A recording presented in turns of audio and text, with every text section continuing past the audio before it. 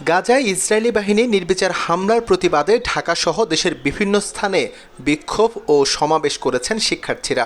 বিশ্ববিদ্যালয়গুলোতে জোরে সোরে এ কর্মসূচি পালিত হচ্ছে। বিভিন্ন শিক্ষা প্রতিষ্ঠানে ক্লাস পরীক্ষাও নেওয়া হচ্ছে না। দেশের বিনোদন অঙ্গনের তারকারাও এই বিষয়ে প্রতিবাদ মুখর। সামাজিক মাধ্যমে এই বিষয় নিয়ে প্রতিক্রিয়া জানিয়েছেন তারা। গাজায় নির্বিচারে হত্যার প্রতিবাদ জানিয়ে শাকিব খান ফেসবুকে লিখেছেন, গাজা শুধু একটি ভৌগোলিক নাম নয়, এটি যেন আজ নির্যাতিত মানুষের প্রতীক। দুঃখজনক হলেও বাস্তবতা হচ্ছে সৃষ্টিকর্তার কাছে প্রার্থনা করা ছাড়া আর কিছুই করতে না পারা। তাদের পাশে আছি ভালোবাসা, সংহতি আর শান্তির প্রত্যাশায়।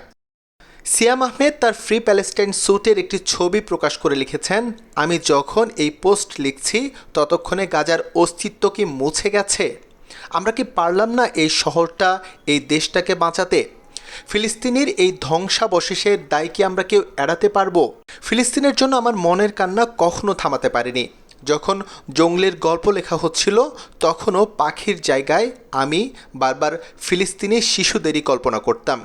আমরা কি শিশুদের জন্য একটা সুন্দর পৃথিবী উপহার দিয়ে যেতে পারবো না? যখন যুদ্ধবিরতি চলছিল তখনও আমি শান্তি পাচ্ছিলাম না। শুধু মনে হতো এই বিরতি কতক্ষণ এই মানুষগুলো বাঁচবে আসলে। আক্ষেপ ও অসহায়ত্বের কথা উল্লেখ করে আরিফিন শুভ লিখেছেন, গাজার আকাশে যে ধোঁয়া আর অশ্রুর বৃষ্টি, সেই নিষ্ঠুরতার বিরুদ্ধে আমরা শুধু প্রার্থনাই করতে পারি, কাঁদতে পারি আর চিৎকার করতে পারি। এই মানুষগুলোর অপরাধ কি? শুধু এই যে তারা নিজেদের মাটিতে বাঁচতে চায়। গাজার হত্যাকাণ্ডের প্রতিবাদ জানিয়ে আসিফ আকবর তার ফেসবুকে লিখেন, বিদায় রাফা গাজার জান্নাতি শহীদেরা। শ্রেষ্ঠ ধর্মের অনুসারী আর তাদের নিকৃষ্ট শাসকরা আনন্দে থাকুক জ্বলন্ত জমিনের দোজখে। পুরুষদের পাশাপাশি সরব হয়েছেন নারীরাও। জয়া আহসান লিখেছেন, দক্ষিণ গাজায় ইসরায়েলি সেনারা 15 জন জরুরি চিকিৎসা কর্মীকে হত্যা করেছে। গাজায় যে নিষ্ঠুর আর হৃদয়হীন গণহত্যা ইসরায়েল চালিয়ে আসছে, এটা তারই অংশ। পৃথিবীকে তারা ফিলিস্তিনি শূন্য করার নিয়ত নিয়ে নেমেছে।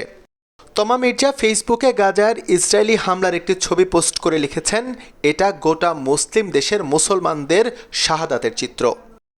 গাজা নিয়ে লিখেছেন জনপ্রিয় অভিনেত্রী সাদিয়া আইমান। নিজের ফেসবুকে সাদিয়া লিখেছেন, গাজায় যেভাবে প্রতিদিন নিরীহ মানুষ, বিশেষ করে শিশুরা নৃশংসভাবে প্রাণ হারাচ্ছে, তা মানবতা এবং মুসলিমদের জন্য এক কলঙ্ক।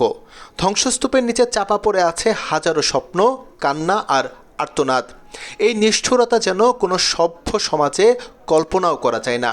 হে আল্লাহ তাআলা, তুমি গাজার মানুষদের হেফাজত করো, তুমি তাদের ধৈর্য দান করো, শত্রুদের অন্তরে শান্তি ও মানবতা দান করো এবং সব নির্যাতনের অবসান ঘটাও।